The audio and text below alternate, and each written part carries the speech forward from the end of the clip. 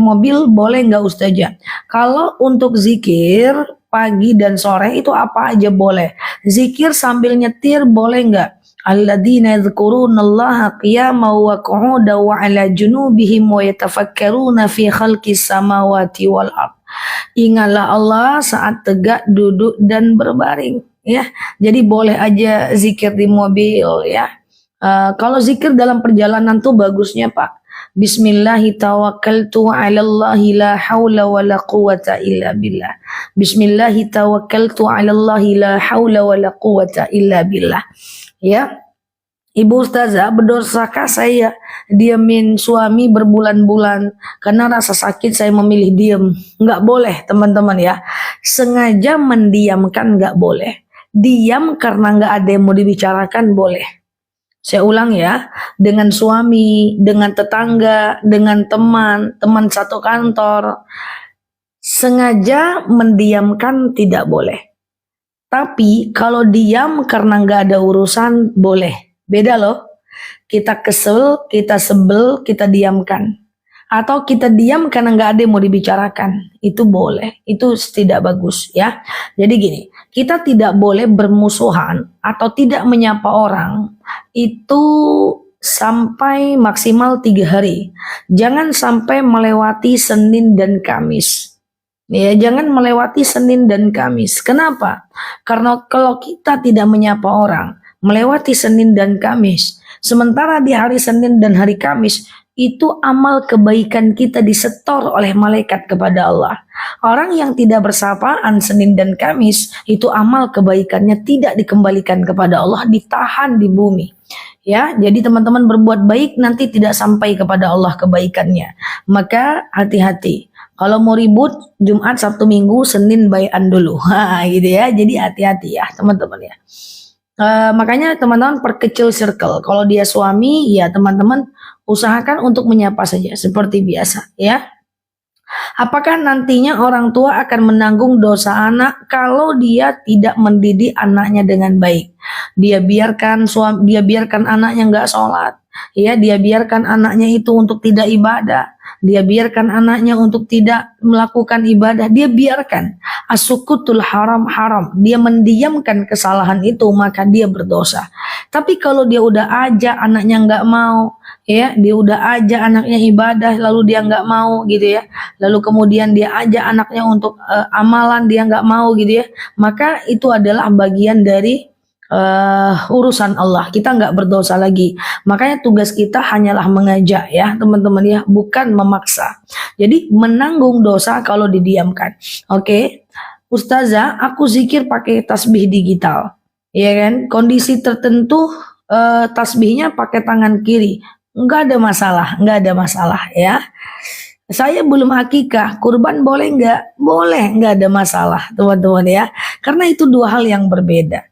Akikah itu tugas orang tua, bukan tanggung jawab kita.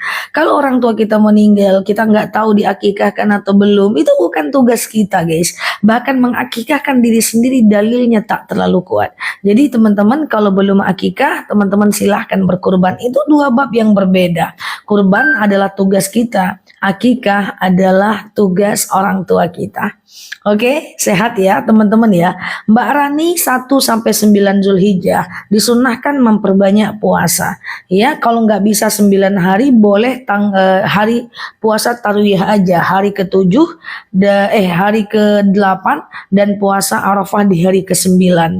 Kemudian bagi yang berkurban, sahibul kurban, tidak boleh lagi memotong kuku, potong rambut dan jenggot kumis di tanggal 1 sampai orang berkurban ya. Jadi nanti lebih tepatnya di tanggal 8 Juni, sekarang posisi di tanggal 4 Juni. Bagusan teman-teman cukur jenggot kumis hari ini aja, atau paling lama 2 hari lagi. Nanti tanggal 8 teman-teman sudah dilarang melakukan itu, khusus untuk orang yang berkurban. Itu adalah namanya sahibul kurban ya. Hadis riwayat Imam Muslim, janganlah di antara kalian ketika melihat hilal 1 Zulhijjah, nampak hilal 1 Zulhijjah, memotong sebagian kuku dan rambutnya, tak boleh ya teman-teman ya. Oke, ya sunatan plus akikah anak boleh zah. Maksudnya apa? bikin VT ini sah, udah ada tentang tidak boleh memotong kuku kan? Sudah 2 kali, tapi nanti aku buat lagi lah ya. Apa hukum lelaki pakai celana pendek yang udah haji? Nggak ada masalah sih. Yang penting tutupi sampai dari lutut ke atas. Yang penting pusat sampai lututnya tertutup ya. Ada Mbak Sri Wahyuni. Ustazah, bisakah sujud sahwi bacaannya subhana rabbiyal a'la wa bihamdi karena lupa doanya? Menurut Imam Syafi'i boleh. Ya, menurut Imam Syafi'i boleh, tapi imam lain bilang tak boleh. Saran saya teman-teman hafal aja. Coba kita catat ya. Subhana man la yanamu wa la yashu ya. Subhana man la yanamu wa la yashu. Coba bantu catat guys. Apa namanya? Sujud sahwi ya, teman-teman ya. Oke. Ustazah, boleh nggak Zulhijjah nyunatin anak? Tidak ada jadwal haram sunat, Mbak. Jadi nggak ada masalah. Ini doa sujud sahwi ya, guys. Ini dia. Cus. Itu guys ya. Sehat ya, teman-teman ya. Kalau orang tua nggak punya untuk akikahkan anaknya, nggak ada masalah. Akikah itu sunnah. Ya, teman-teman ya. Akikah itu sunnah. Jadi gini, guys. Akikah saat anak usia 7, 14-21 hari itu hukumnya sunnah ya, sunnah muakkad. Tapi akikah setelah usia segitu ya, setelah usia 7, 4, setelah yaitu sebulan, 2 bulan, setahun, 2 tahun, itu hukum akikahnya adalah sunnah biasa sampai dia balik berakal. Apa hukumnya? Harus tiap tahun, walau sekarang usahanya sekarang boleh dikatakan cukup untuk makan. Selagi teman-teman berlebih, wajib kurban setiap tahunnya. Dan kurban 7 kali berturut-turut, maka dapat pahala 1 kali umroh.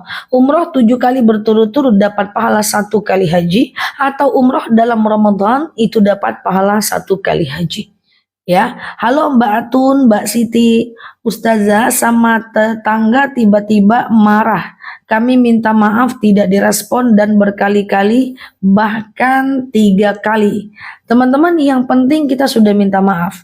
Dimaafkan atau tidak itu urusan mereka dengan Allah. Yang penting kita udah minta maaf. Jadi kita juga nggak boleh menghamba kepada manusia. Minta maaf tuh biasa saja. Jangan juga terlalu berlebihan. Maaf lahir batin ya, udah. Maaf lah, please lah, aku nggak bisa hidup tanpamu. Nggak bisa kayak gitu ya. Jadi cukup dengan biasa saja. Ya, nah dimaafkan atau tidak itu tinggal urusannya dengan Allah saja lagi ya. Ustazah, usia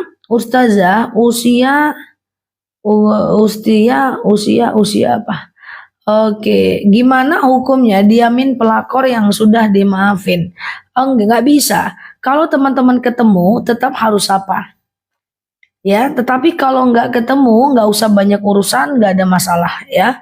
Kurangi urusan boleh, tidak menyapa tidak boleh ya, teman-teman ya. Kalau kita ketinggalan rakaat, sholat jamaah, gimana? Tambah saja. Assalamualaikum warahmatullah, assalamualaikum warahmatullah. Orang lain salam kanan, salam kiri, teman-teman langsung naik saja, nggak ada masalah.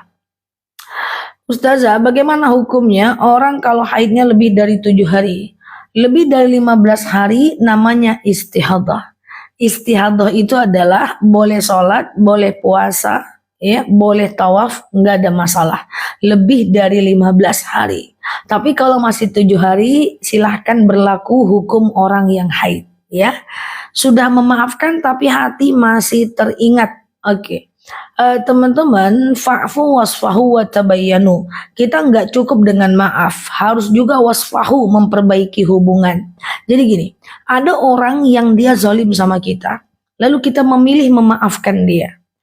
Nah, ketika ketemu sama dia, kita teringat, itu wajar. Karena memaafkan orang itu ibarat menyembuhkan luka. Ini ada luka, kita sembuhkan, kasih alkohol ya, lalu kemudian sembuh. Ada bekas, wajar. Dia masih teringat karena kita punya memori. Tapi nggak boleh ketika ketemu dengan dia muncul lagi kebencian. Kalau muncul kebencian itu berarti namanya bukan maaf. Itu namanya adalah sekedar lupa. Kalau lupa kita ketemu sama dia, kita marah lagi.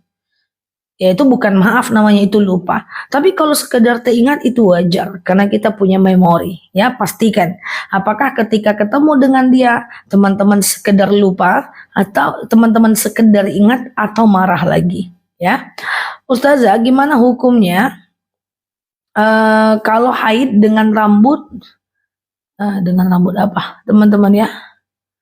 Dengan rambut yang rontok apa harus disucikan? Tidak ada dalil yang menjelaskan tentang itu.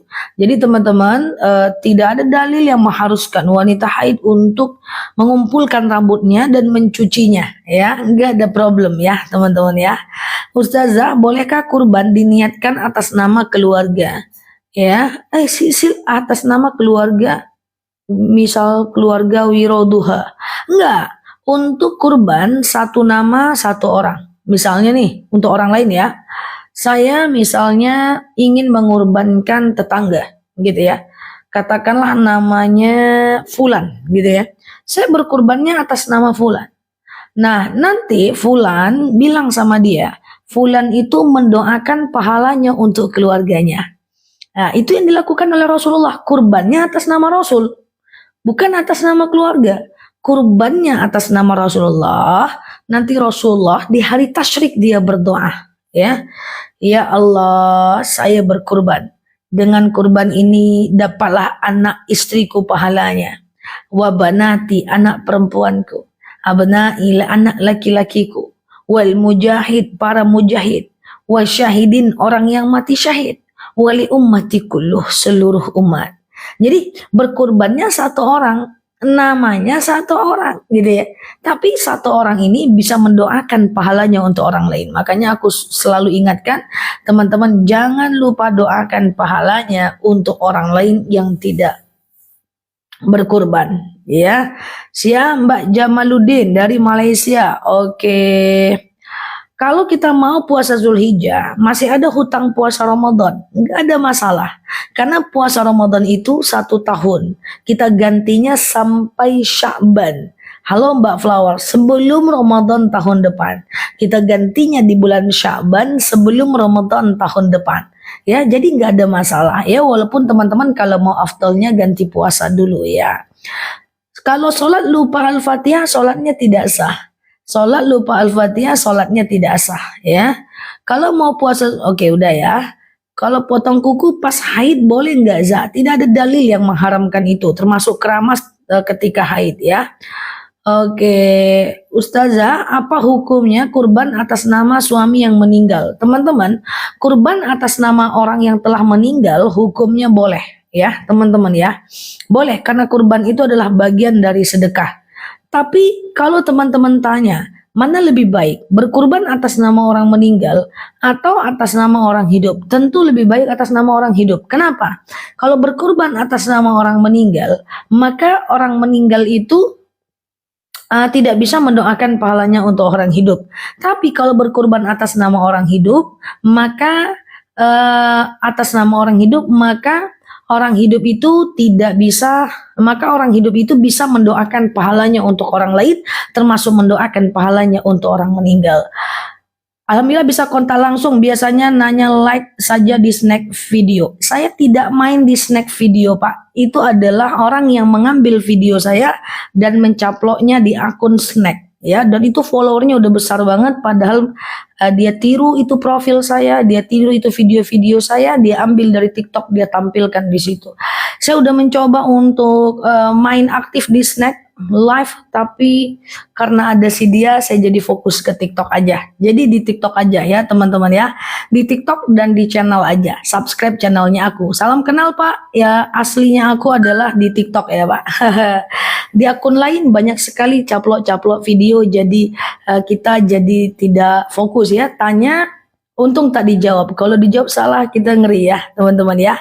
Oke, gitu ya teman-teman ya. Dia itu orang yang mencuri video TikTok tampilkan di snack ya. Dan konten kreator banyak sekali yang tidak original di snack ya teman-teman ya, suka ngambil video TikTok tampil di snack.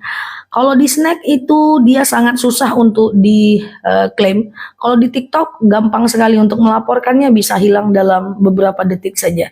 Ya, semoga itu bisa selesai dengan baik sehingga mereka bisa langsung bertemu dengan saya. Oke, Ustazah, gitu ya. Salam kenal ya buat teman-teman yang mampir asli di TikToknya aku ya, teman-teman ya. Siap ya. Ustazah, doa untuk apakah sebentar ya. Iya, bentar ya. Bentar ya. Oke, Ustazah memanfaatkan orang ya untuk kepentingan. Siap Mbak Warsi, untuk kepentingan sendiri. Gimana pertanyaannya? Oke, Ustazah habis sholat bolehkah baca Quran di handphone? Sebenarnya boleh. Jadi gini ya teman-teman ya, antara membaca Quran dan mendengarkan Quran itu semua dapat pahala. Atau teman-teman membaca sambil mendengarkan itu dapat pahala. Itulah Al-Quran. Karena Al-Quran itu luar biasa ya teman-teman ya. Siap Mbak Ani, tafadhol. Nah, karena Al-Quran itu luar biasa. Dia turun berangsur-angsur 23 tahun. Dan dalam kesusahan Rasul menerima segala wahyu itu. Bayangkan guys, Rasulullah itu menerima wahyu kadang-kadang suara burung pekik ke telinganya. Kadang-kadang suara lonceng pekik ke telinganya. Ya, kadang-kadang langit seakan-akan terbelah. Ya, kadang-kadang Jibril ngomong dari balik langit. Rasulullah itu susah guys, setiap menerima wahyu kesulitan guys ya, bahkan Rasulullah terkadang mendemam. Itu 6.666 ayat, 114 surat ya, 77.429 kata, 323.000 huruf secara totalitas diterima dalam waktu 23 tahun. 13 tahun di Mekah namanya surat Makkiyah, 10 tahun di Madinah namanya surat Madaniyah, dan seluruhnya ini diterima Rasulullah dalam keadaan tidak mudah ya. Makanya wajar menengok huruf Al-Quran dapat pahala, mendengarnya dapat pahala ya. Kemudian melihatnya pun dapat pahala. Itu perbedaan pendapat tergantung wakafnya Mbak ya. 6666, 6234, 6275 itu tergantung dengan wakafnya. Ada yang mengatakan wakaf itu satu ayat, ada yang mengatakan tidak ayat. Oke? Nah begitu ya teman-teman ya. Nah itulah makanya luar biasa ya. Zah, misalnya kurban atas nama suami, apakah pahala ibadah untuk suami aja dan istri harus kurban sendiri? Jadi kayak gini guys, berkurban atas nama suami karena uangnya adalah uang suami atau uang kita yang kita kasih untuk suami. Nggak ada masalah. Nanti suaminya mendoakan pahala untuk orang lain. Begitulah gaya Rasulullah. Rasulullah sekali dia berkurban, dia doakan pahalanya untuk orang lain. Ya, dia doakan untuk istrinya, anaknya, para mujahid, orang yang mati syahid, li ummati kulluh, bahkan seluruh umat, ya. Bagaimana menurut Ustazah, jika seorang ustadz menegur kesalahan di depan orang ramai sehingga yang ditegur malu? Teman-teman coba perhatikan. Coba perhatikan, Ustazah, bagaimana tanggapan Ustazah seorang ustadz yang menegur seorang jamaah di depan orang lain? Teman-teman semuanya, muhasabah itu lin nafsi. Muhasabah lin nafsi. Mengingatkan orang itu tidak boleh di depan umum. Ya, karena mengingatkan dengan membuka aib itu tipis bedanya. Kalau mengingatkan itu face to face. Ya, kalau membuka aib itu adalah apa namanya? Itu adalah bagian dari membuka aib. Contoh, nggak usah lah itu ya. Teman-teman punya 4 anak. Oke, nah lalu anak pertama salah. Ini jangan marahkan di depan 3 anak. Nanti dia malu, ya. Nggak ada ngandung gula, nggak ada dicampur gula Mbak Ropiah. Mengingatkan anak yang kedua, tidak usah di depan anak yang ini. Nanti dia malu guys. Antara menasehati dengan membuka aib itu 2 hal yang berbeda. Itu bagian dari akhlak. Tak boleh teman-teman ya. Sekarang hati-hati teman-teman di sosial media. Sekarang banyak ustadz-ustadz ini yang stitch ya, ustadz ini membantah, ustadz ini ditampilkan videonya dilawan. Ini tampil lagi, lain netizennya juga kayak gitu, nih tampil lagi. Oh ini harus potong kuku, ndak berkurban. Ini bilang ndak boleh. Ini bilang kunut, ini bilang tak kunut. Ustadz ini, wah itu ya dosa gede gambreng ya guys.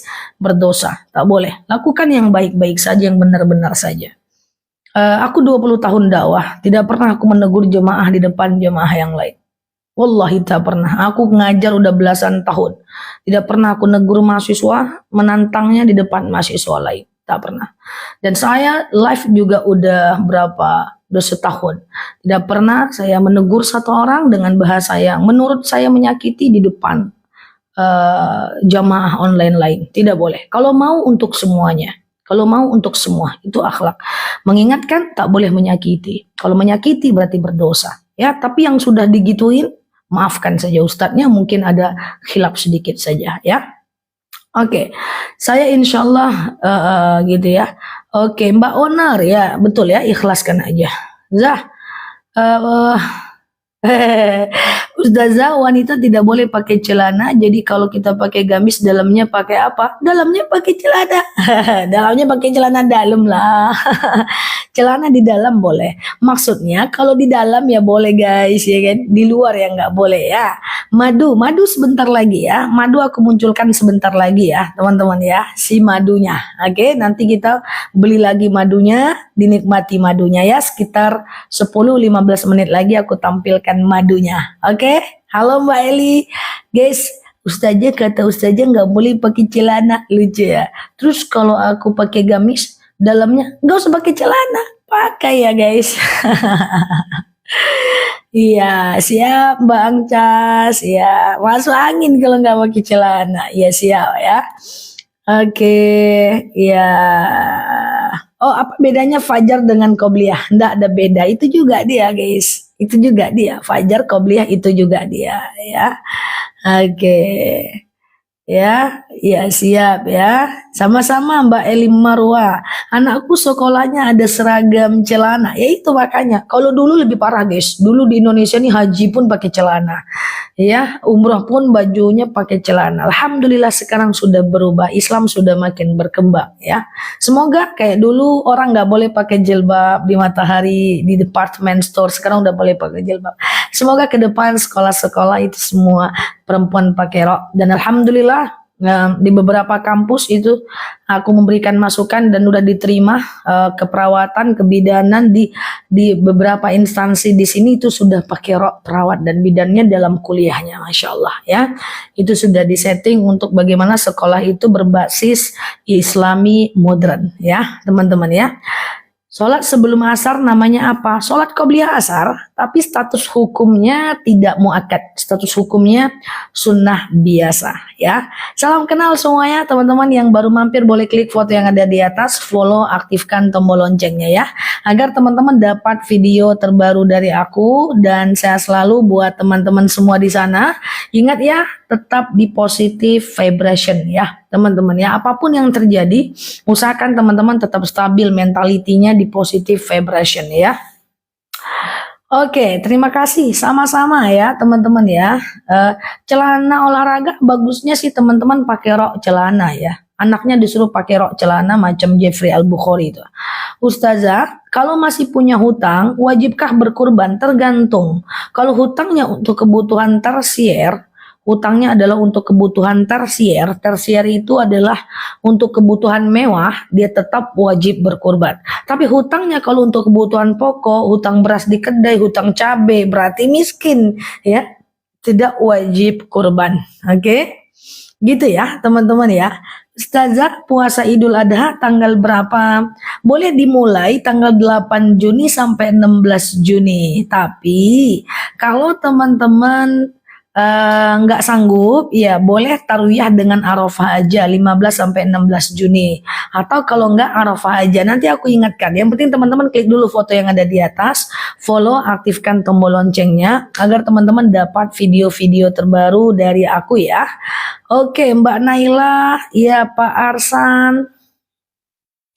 Azah cuman orang berkurban saja yang tidak boleh potong kuku. Ya, yang tidak boleh potong kuku hanya sahibul kurban saja ya. Hanya orang-orang yang berkurban ya. Jangan semuanya pula kita tak potong kuku ya. Tak potong kuku berjamaah. Terus kapan orang yang berkurban boleh potong kuku?